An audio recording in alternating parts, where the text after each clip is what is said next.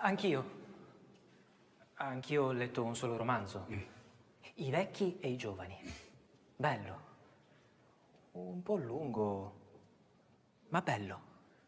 Allora, zio, mi raccomando, palle corte e risposte veloci. Le risposte dipendono dalle domande. Ma quali domande? E non lo sai.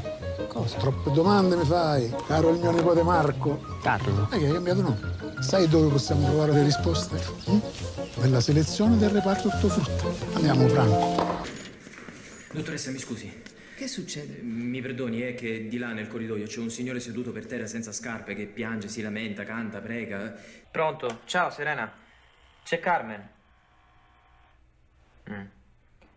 Quando torna puoi dirle che ho chiamato? Ok? Grazie, ciao.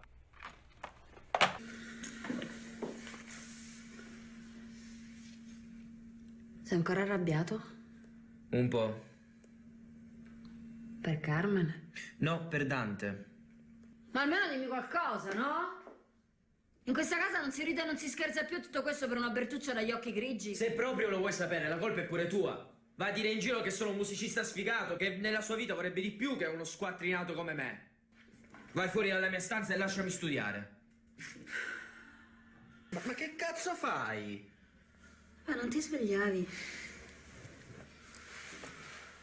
Che fai? Dormivo. Ho preso le impanate con patate e spinaci. Non mi vanno. Allora che cosa ti preparo? Niente, ora esco.